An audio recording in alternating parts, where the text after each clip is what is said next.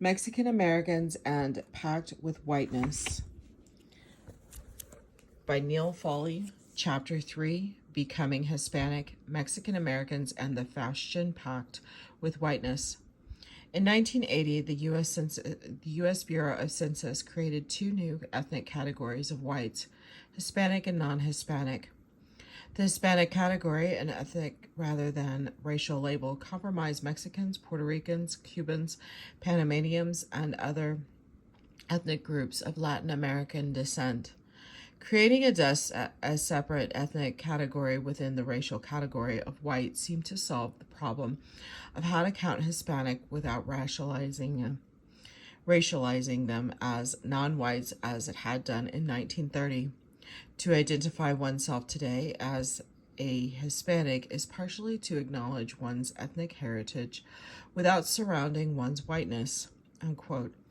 Hispanic identity thus implies a kind of separate but equal whiteness with a twist, salsa enough to make one ethnically flavorful and culturally exotic without, however, compromising one's racial privilege as a white person. The history of Mexican Americans in the Southwest is thus more than the history of their becoming a Mexican American or Hispanic. For many, especially those of the middle class, it is also the history of their becoming white.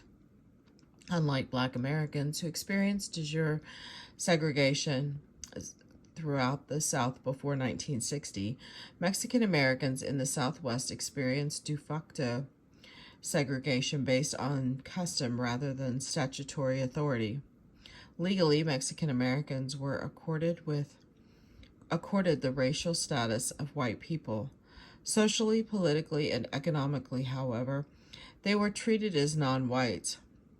With the rise of the so-called Mexican American generations of the 1930s, 40s, and 50s, Mexican Americans began insisting on their status as whites in order to overcome the worst features of Jim Crow segregation. Restrictive housing covenants, employment discrimination, and from recent, I only need the next page. There we go.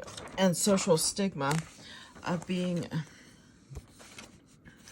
a label in the eyes of Anglos designated race rather than one's citizenship status. Many middle-class Mexican Americans did not object to the segregation of blacks or challenge the assumptions of white supremacy. On the contrary, they supported strict segregation of whites and blacks in the schools and public facilities. The basis for their claim for social equality was that they were also white, that some unfortunate mistake had been made in regarding persons of Mexican descent as non-whites. A group of Mexican Americans, mostly urban and middle class, founded their own organization in 1929 in Corpus Christi, the League of United Latin American Citizens, LULAC, to foster the goals of Americanization in Texas and other states of the Southwest, restricting membership to U.S. citizens and emphasizing English language skills and loyalty to the Constitution of the United States. LULAC members sought to set the racial record straight. In a 1932 article in the LULAC News titled "Are Texas Mexicans Americans?", the author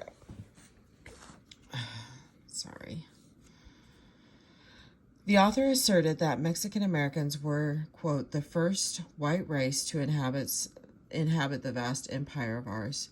Another member of LULAC boasted that Mexican Americans were, quote, not only a part and parcel, but as well the sum and substance of white race, unquote.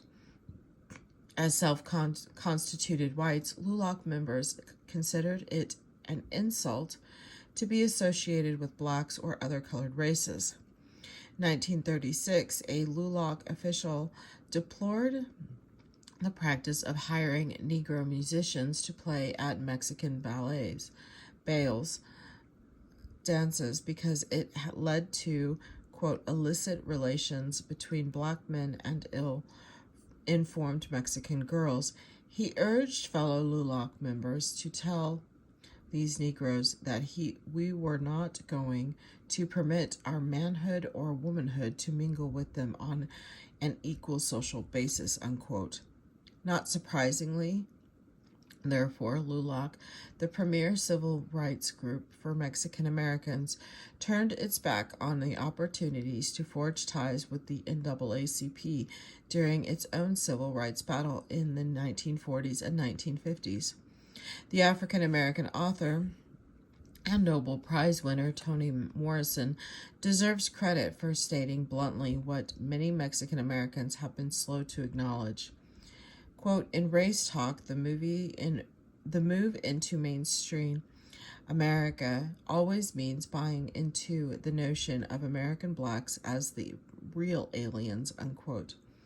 Of course, African Americans are not aliens, in any legal cultural sense. They are natives of the United States, share in intimate ways the culture and history of the United States, and in many important respects have shaped white culture.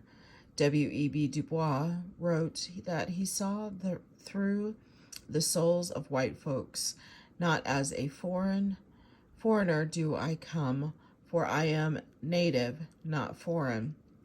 I see the working of their entrails, I know their thoughts, and they know that I know, unquote. Blacks are inside American culture.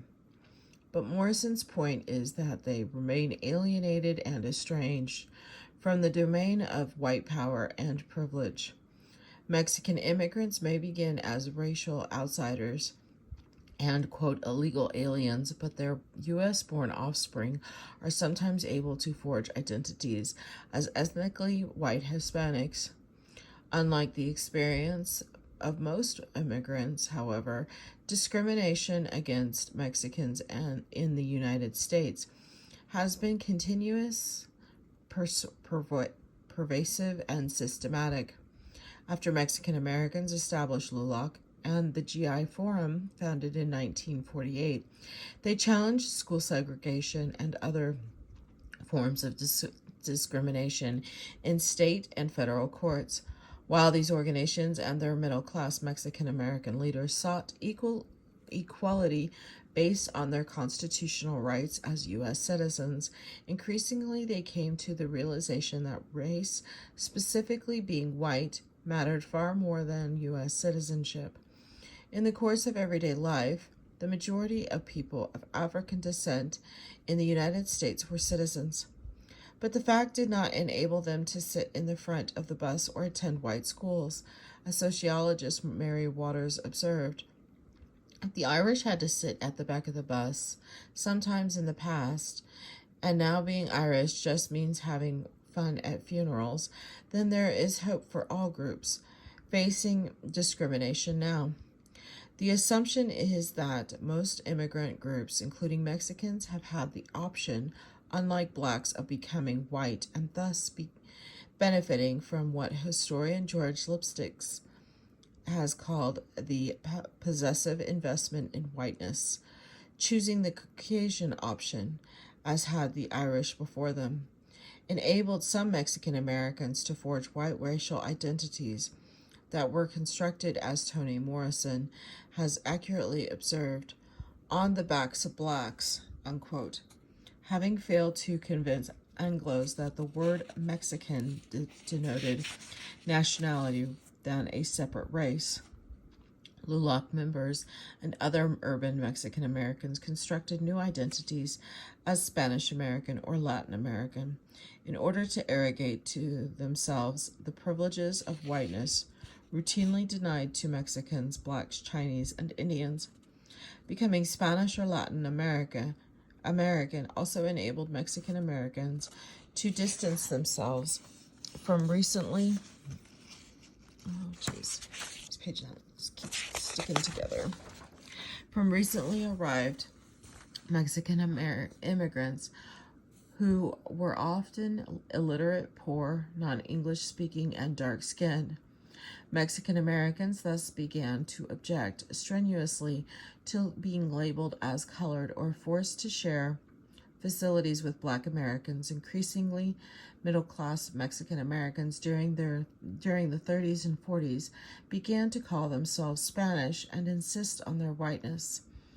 The discourse on Hispanias, the movement in the early 20th century to celebrate Spanish culture in Spain's former colonies, created the cultural context for celebrating Spanishness, or European whiteness in the Southwest, and for denigrating indigenous Indian Mexicanness, thereby laying the cultural groundwork for Mexicans desiring to pass into Hispanicity.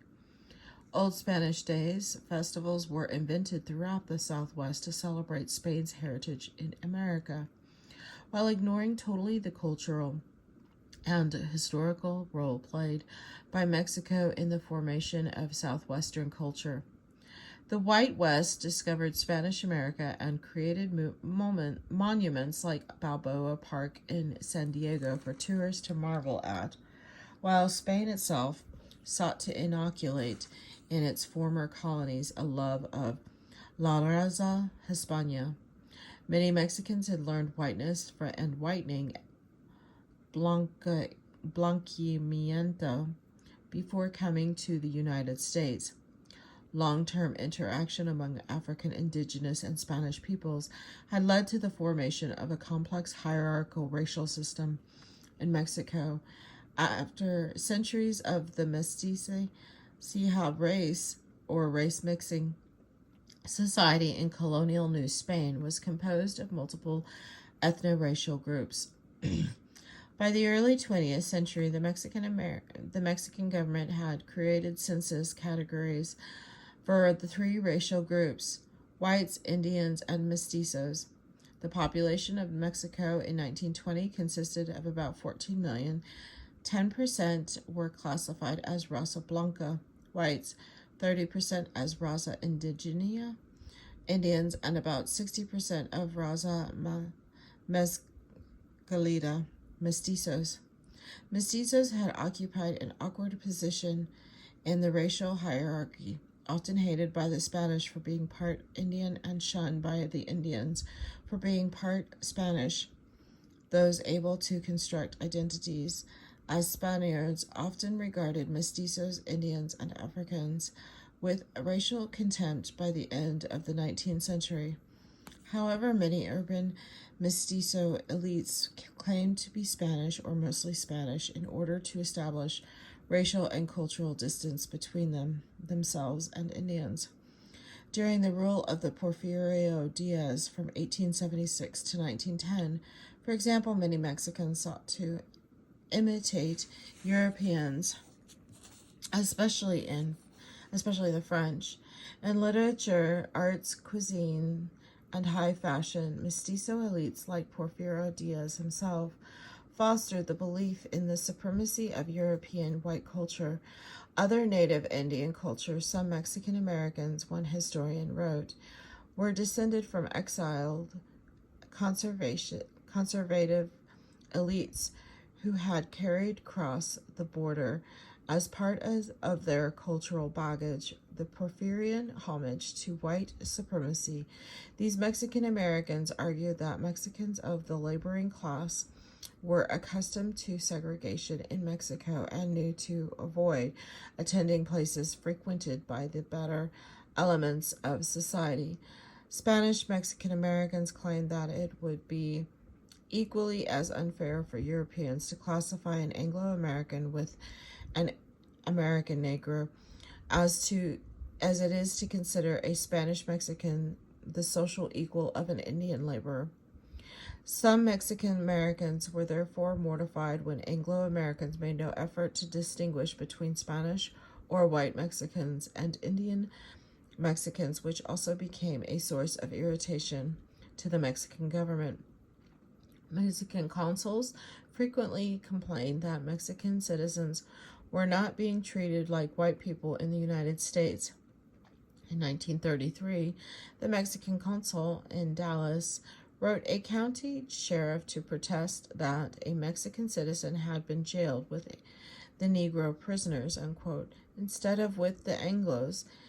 It is my opinion, to the Mexican consul general wrote to the sheriff, that there is no reason for segregation Mexicans from white Americans, inasmuch as they are both of white race, unquote. The different views of the Texas sheriff and the Mexican consul over the racial status of Mexicans in the United States reflected their country's legal and cultural perspectives on the issue of race mixing. For Mexicans, theoretically, at least, mestizaje produced racial strength. The fusion of Spanish, Indian, and African created a race of people that was greater than the sum of its parts.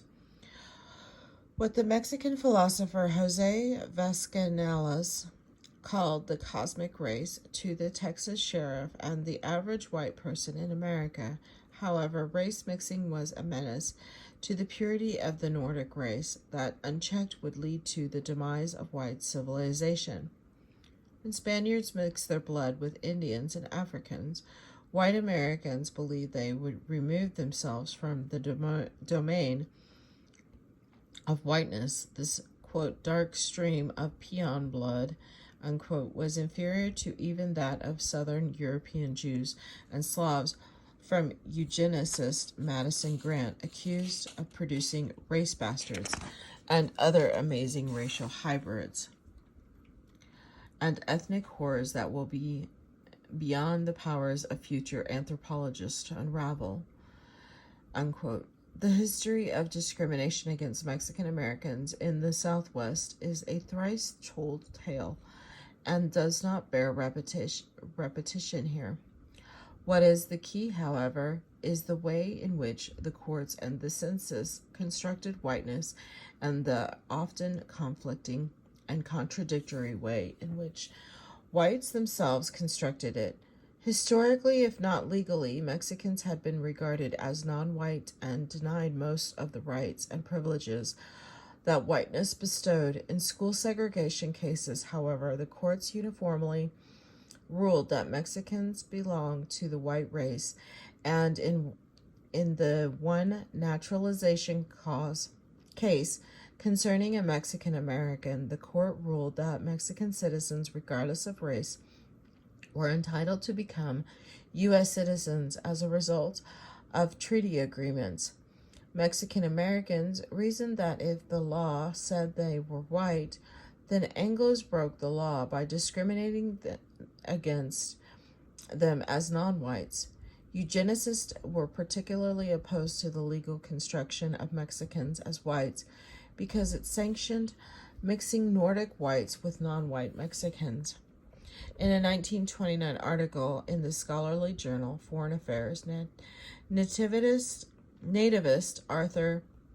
author Glenn Hoover claimed that allowing Mexicans to immigrate to the United States was a violation to the Immigration Act of 1924, which denied admission to all aliens ineligible to citizenship, since the naturalization law limited citizenship to, quote, free white persons and to persons of white nativity or descent. Hoover argued then full or mixed blood Indian Mexicans would not be entitled to become citizens, and thus a non-white persons must be regarded as inadmissible as immigrants.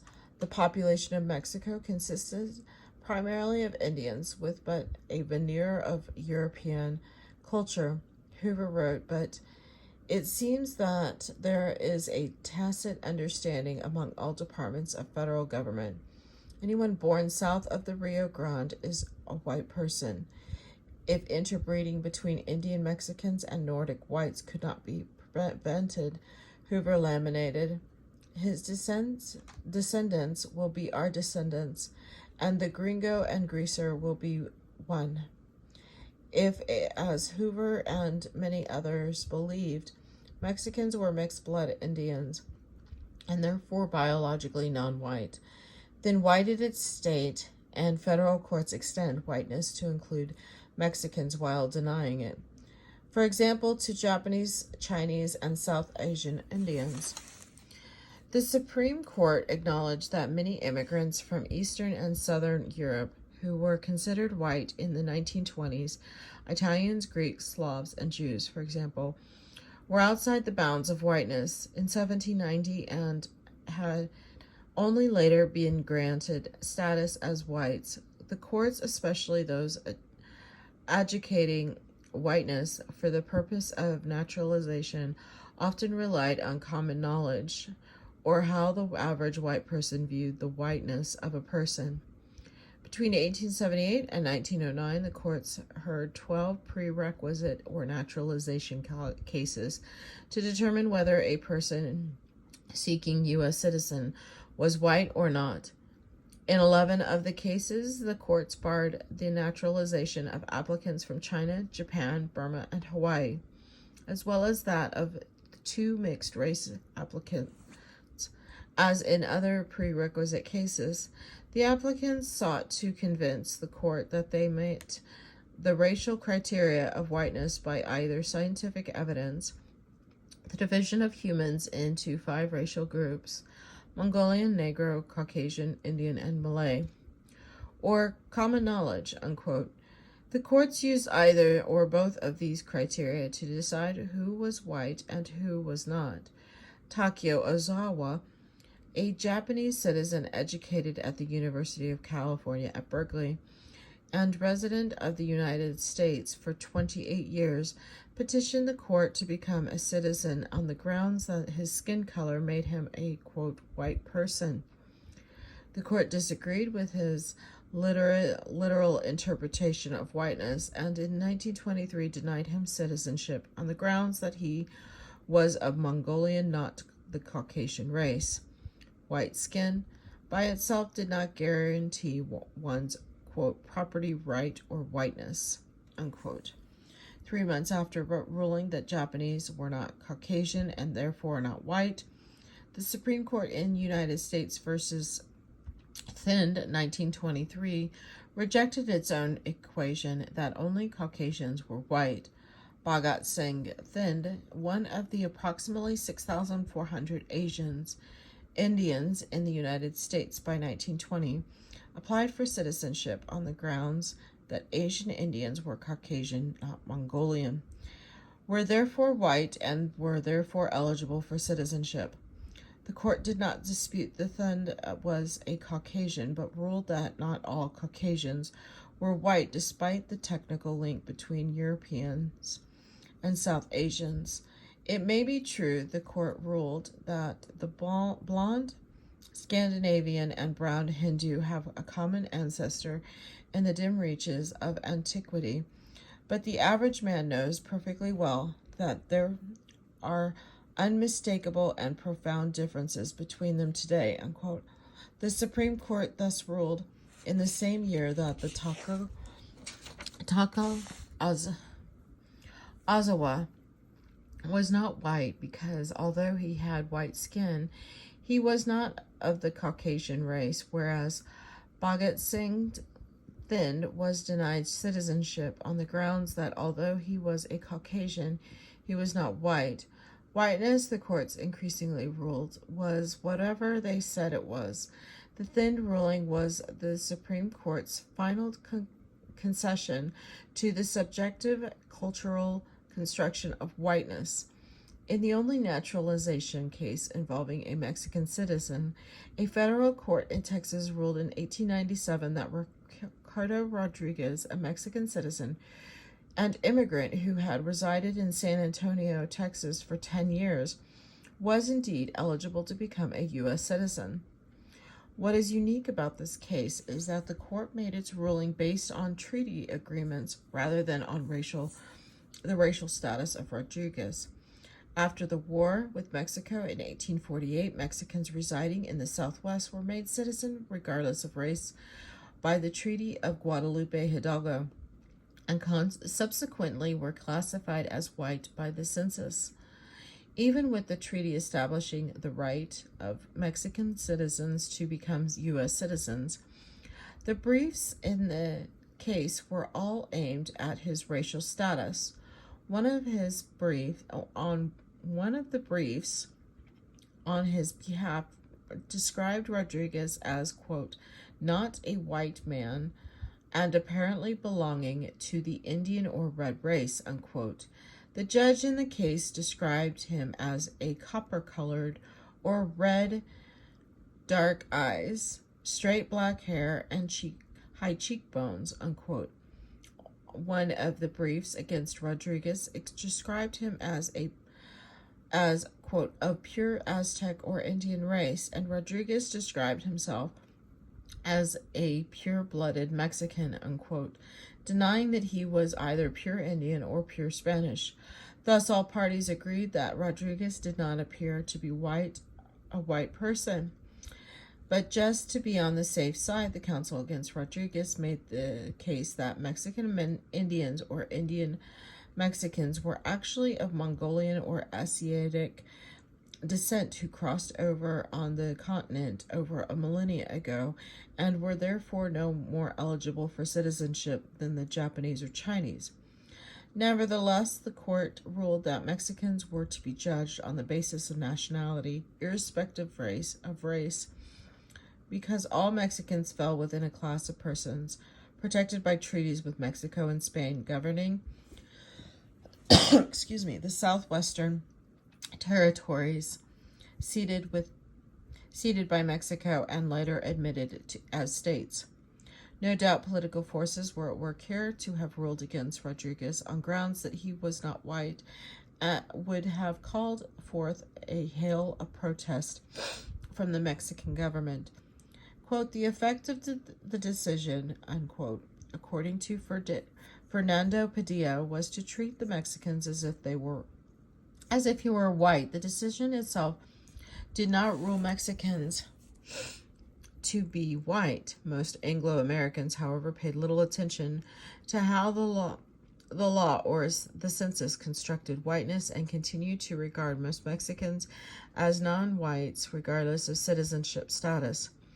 To many whites, it must have seemed long overdue when the Census Bureau announced in 1930 that it had created a separate category for Mexicans. For the first time in census history, Mexicans had become racialized or as a non-white group. The absence of separate classification for persons of Mexican descent before 1930 had prevented immigration restrictionists and anti-restrictionists alike from knowing the demographic dimensions of the Mexican problem.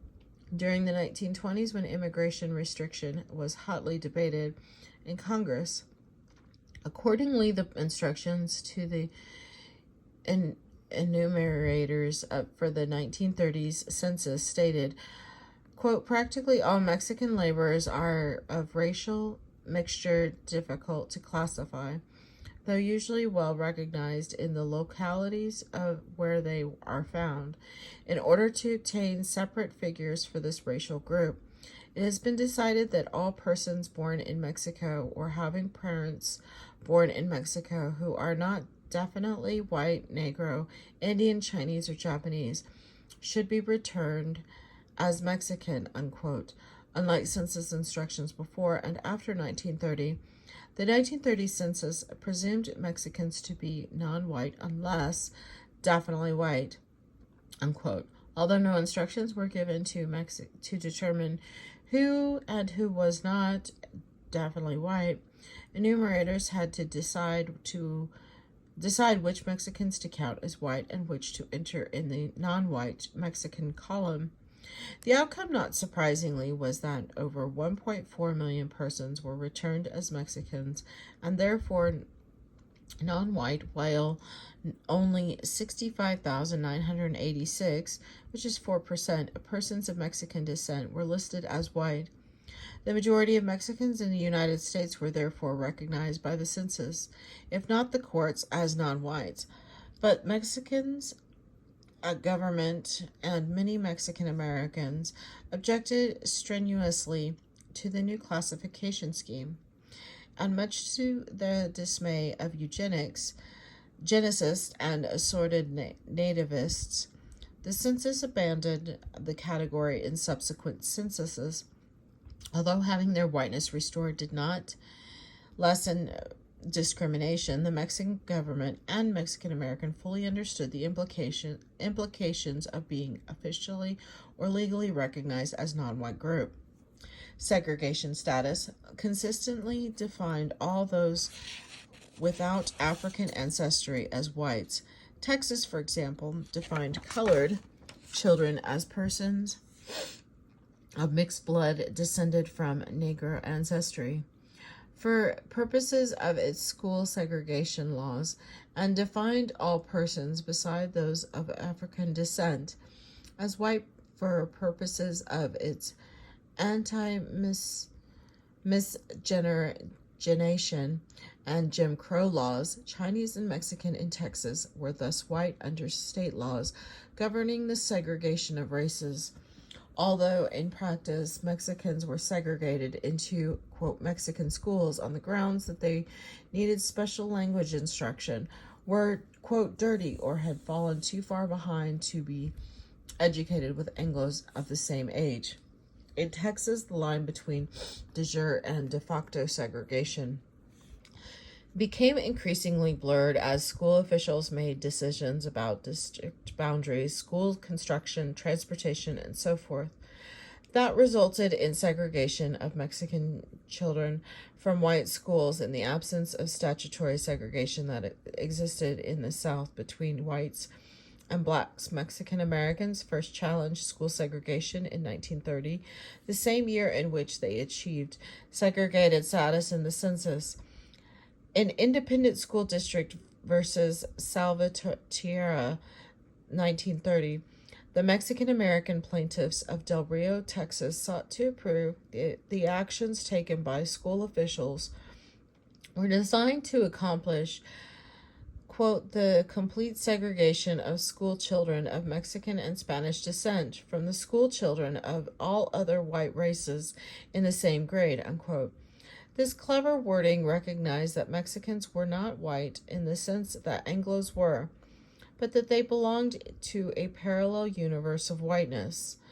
The Texas Court of Civil Appeals agreed with the plaintiffs and ruled that, quote, school authorities have no power or arbitrarily segregate Mexican children, assign them to separate schools, and exclude them from schools maintained for children or of other white races merely or solely because they are Mexicans, unquote. However, it is a Pyrrhic victory for Mexicans because the court also affirmed the principles that children could be segregated if they had language difficulties or if, as migrant workers, they started school late. School officials were barred only from segregation Mexican children arbitrarily. Mexican Americans had learned that the courts ended officially sanctioned segregation of Mexicans only when they insisted on their status as whites. But how was one to become de facto white as well as de jure white? LULAC members had tried just about everything they could to prove how Americanized they were. They spoke English, voted, used the court systems, got elected to office, actively opposed Mexican immigration, and excluded Mexican citizens from membership in LULAC.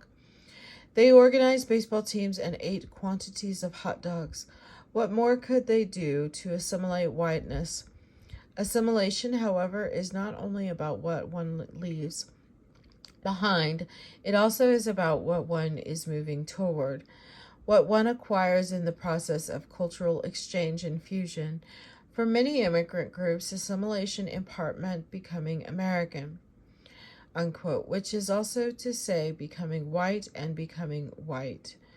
Toni Morrison has written that means that a hostile posture toward resident blacks must be struck at the Americanization Americanizing door before it will open, adding that African Americans have historically served the less than covert function of defining whites as, quote, true Americans, unquote.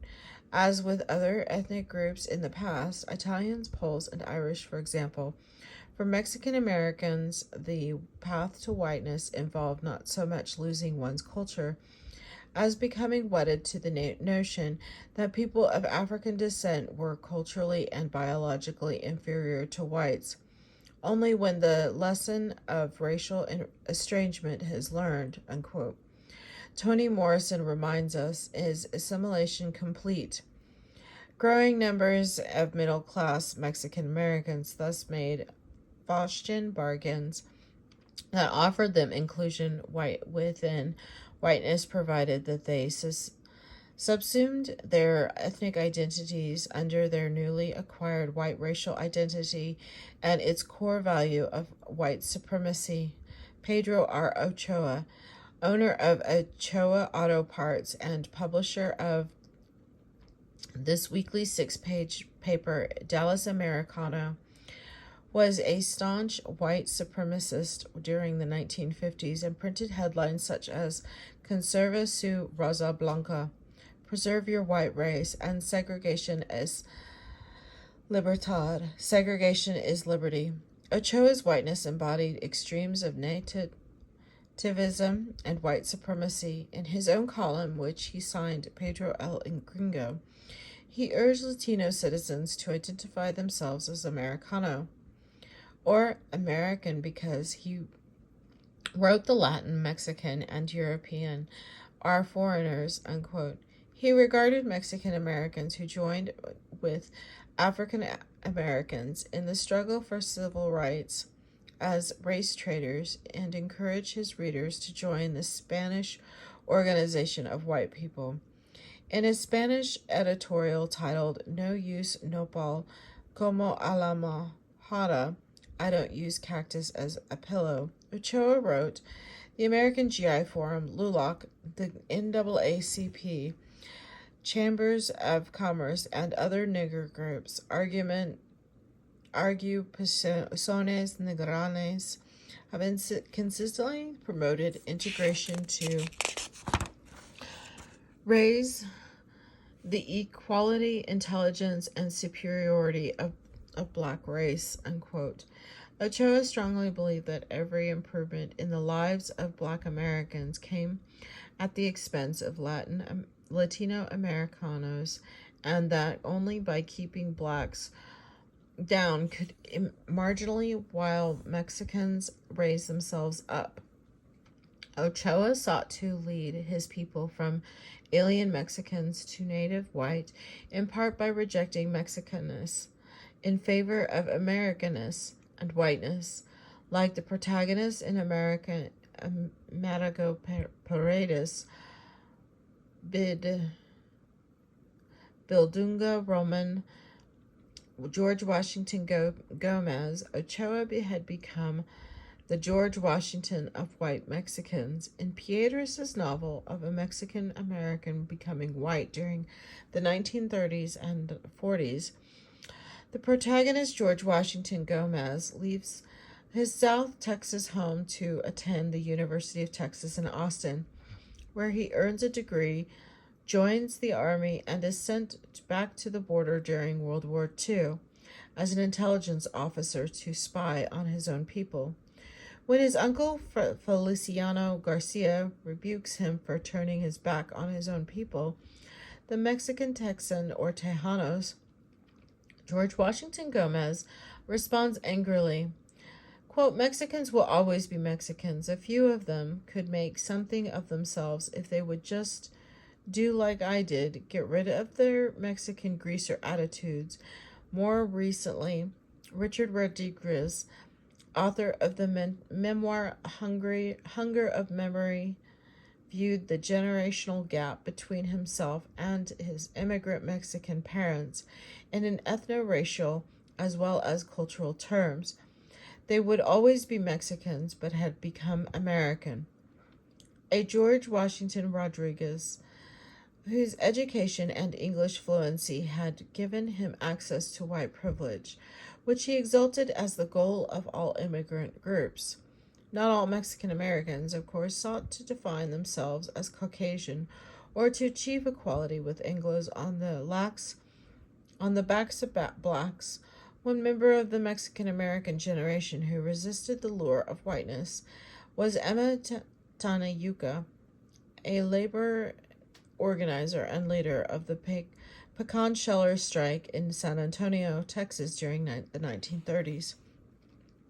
As a woman, Tana Yuka defined the gendered boundaries of both Anglo and Mexican culture when she assumed the role of labor activist. She also crossed the ideological divide between patriotic Americans and traders when she joined the Communist Party.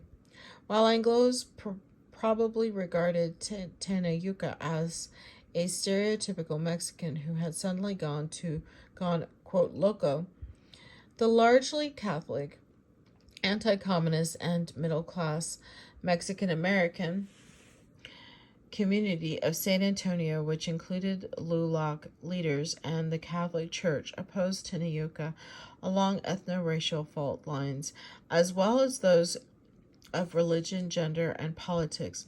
Tana Yuka identified herself as Indian, like her father, and was fond of saying that she did not have a fashionable Spanish name like Garcia Sanchez, unquote, despite the numerous examples of those who, like Tanuka, rejected whiteness and white privilege.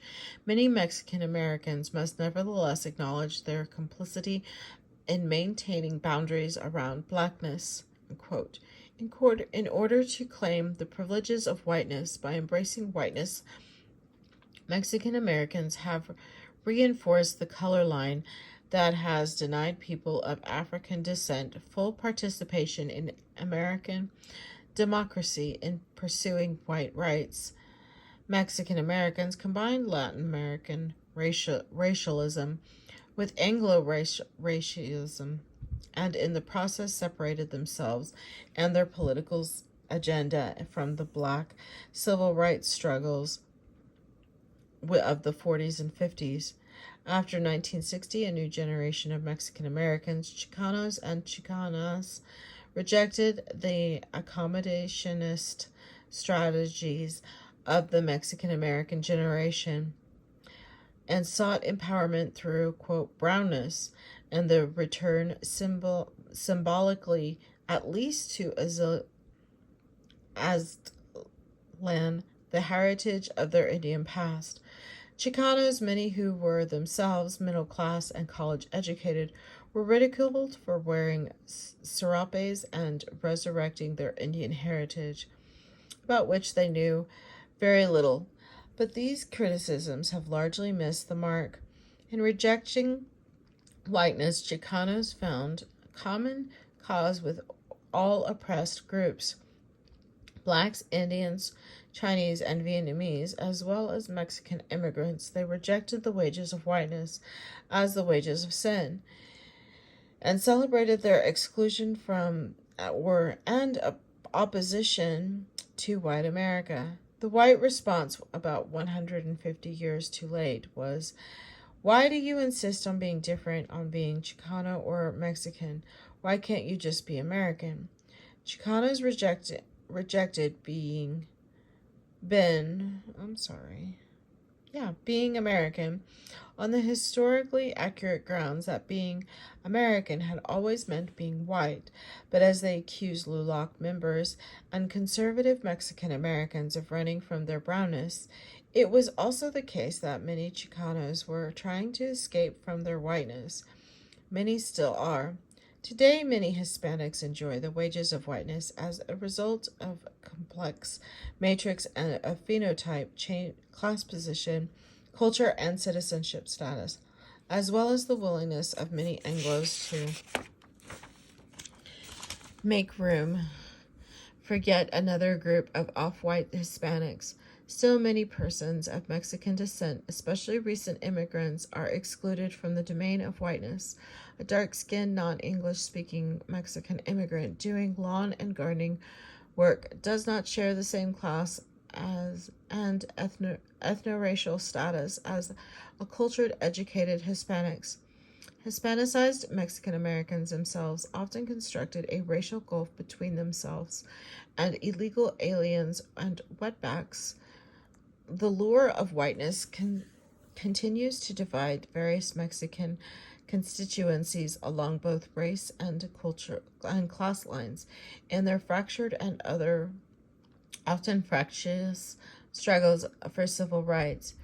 Research on the various paths by which Mexican Americans sought to achieve their own civil rights goals since World War II has the potential to alter significantly our understanding of the complexity and confusion surrounding the ethno-racial identity of Mexican Americans and the process by which many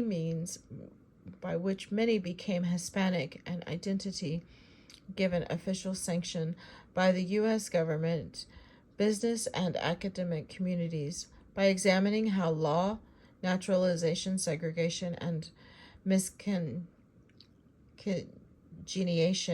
comparative civil rights politics, e.g. LULAC and NAACP labor disputes culture, example Hispanismo,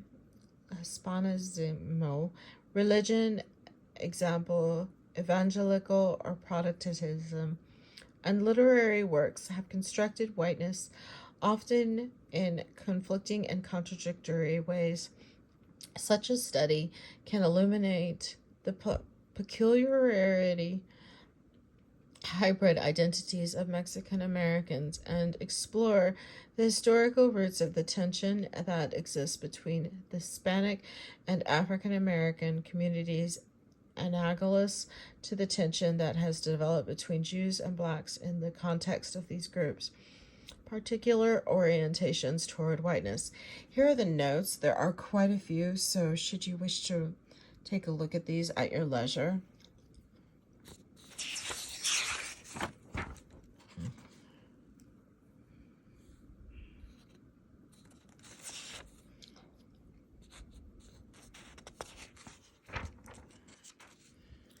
And this is the end of chapter 3. Thank you.